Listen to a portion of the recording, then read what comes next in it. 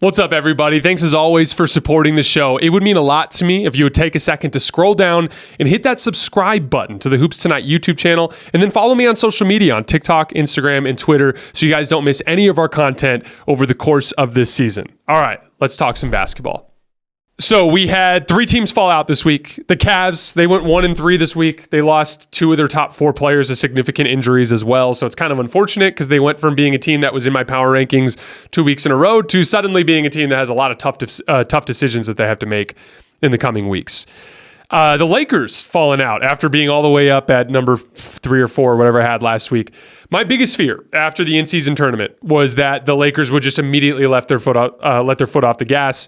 That's exactly what happened. They lost to an injury-decimated Mavericks team in a game that they straight up did not play hard in the first half and dug a big hole. The late game they started trying, but then at that point the Mavericks were confident. They made a bunch of shots and they beat them. They dropped a game in San Antonio. Three starters were out. Anthony Davis was out, Cam Reddish was out, D'Angelo Russell was out. But that Spurs team is terrible. And the Lakers had enough depth to get it done. And quite frankly, from what I saw on tape, they just didn't play hard.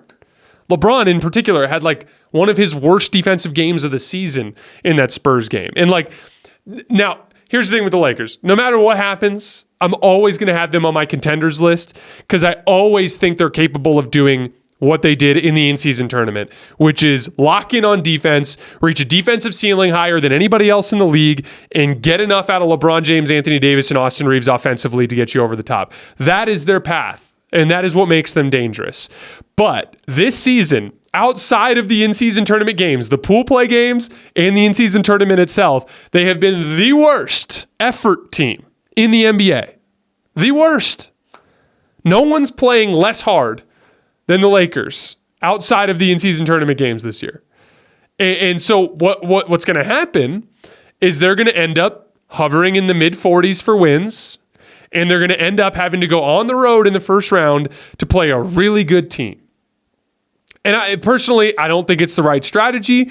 Everything about NBA history tells us that teams that take the regular season seriously are teams that win at the end because you establish habits and processes and chemistry that carry you over the top. You have to treat the regular season as effectively preparation for the postseason. If you treat the regular season as a necessary evil, like the Lakers have done, you just make it harder on yourself.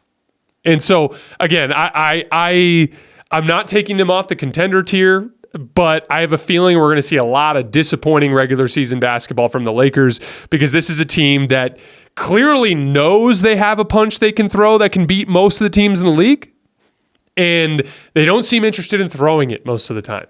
And so that to me is going to keep them off of a list like this. My contender list is a playoff list. This power rankings list is a regular season list. And the Lakers are not going to be on this list very often if they don't take regular season games seriously. And then lastly, the Pacers, same exact thing. They won their half of the bracket in the in-season tournament by defending. It was their best defensive week of the season. And then they straight up stopped defending this week. Their 3-game losing streak, they had a 126 defensive rating. Specifically, their help side defense just completely fell apart again. If they're ever going to achieve the goals they want to achieve, they have to maintain a defensive identity as well. All right, here we go. Quickly through our top 10. Number 10, the Dallas Mavericks. They beat Memphis, the Lakers in Portland this week, lost to Minnesota. They've won 5 out of 6 overall, despite being pretty banged up. Luka's playing like an MVP, and the guys around him are making shots, the two most important parts of Dallas's offense. They're also up to 7-7 against teams that are 500 or better this season. Number 9, the Orlando Magic. They beat Cleveland, but then they lost to Boston twice. Really rough week for Franz Wagner, who struggled against the Celtics defense. Number 8, the Denver Nuggets. It's been an underwhelming start to the season, right? They were 8-1 in the first 9 games, but they're just 9-9 since. 15th in offense and 14th in defense over that span. But they did go 3-1 this week, and so they have the 8th spot for now. Number 7, the Oklahoma City Thunder. They beat Utah and Denver, lost in Sacramento. Second best record in the West, fifth best record in the NBA. A real signature win. They had 5 games this year that they had won against my contender tier, but they were all iffy, right? They beat Golden State 3 times, but Golden State's had a boatload of issues. They won against Phoenix, but that was with no Bradley Beal or Devin Booker. And then they beat the Lakers, but the Lakers were at the end of a road trip and on the tail end of a back-to-back. But Denver was at home, on a day's rest, controlled most of the game, played great, and Oklahoma City just hung in there and executed perfectly down the stretch and got a win. I thought it was really impressive. I have them at number 7. Number 6, the one team to beat the Thunder this week. Another winning streak, 2 impressive wins against Brooklyn and Oklahoma City. They also beat Utah, but then they lost to the Clippers. They just have so many impressive wins this season, like that Oklahoma City win. They are 10-7 this year against teams that are 500 or better. Number 5, the hottest team in the league, the Los Angeles Clippers. And for those of you guys who missed it last week, I had Law Murray from The Athletic, a buddy of mine, a guy who I've played some basketball with over the years too. He came on and just did a deep dive on the Clippers. So if you're a Clippers fan looking for more Clippers analysis, you can find that a little further back on the feed. They've won 7 games in a row, 12 out of 15 overall. They beat the Kings twice in that span. They beat the Nuggets and beat the Mavericks, so they've got a bunch of quality wins. They are 5th in defense over that span. And the scary thing is their offense is just about guaranteed to get better than what it has been so far in the James Harden era. Number 4, the Philadelphia 76ers. So, as I mentioned last week, the Sixers are entering into a very easy part of their schedule. They go undefeated this week, beating Washington, Charlotte, and Detroit twice. They are up to 18-7, which is 3rd in the East. They are just 2 games back of the best record in basketball, and they're beating the shit out of everyone. They now have the best net rating in the league, outscoring opponents by 12.1 points per 100 possessions. Number 3, the Milwaukee Bucks. They bounced back from their disappointing in-season tournament loss to the Pacers by going 4-0 this week, beating Chicago, Detroit, Houston, and getting revenge on Indiana.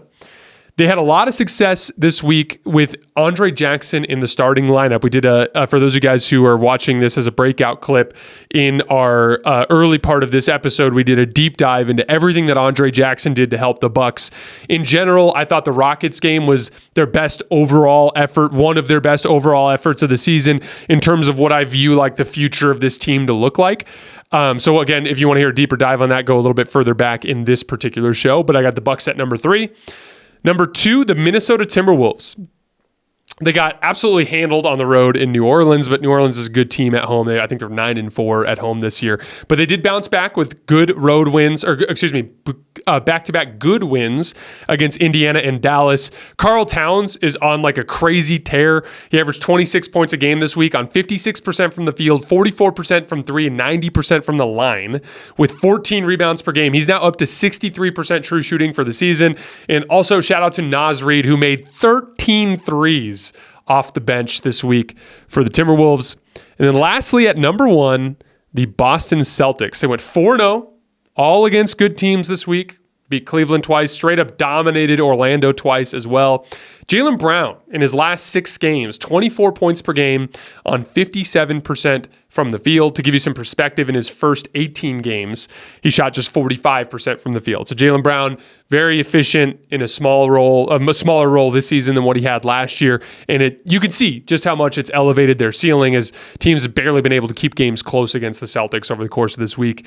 I thought Boston did enough to regain the top spot for now. There you have it, our power rankings for the week of December 18th.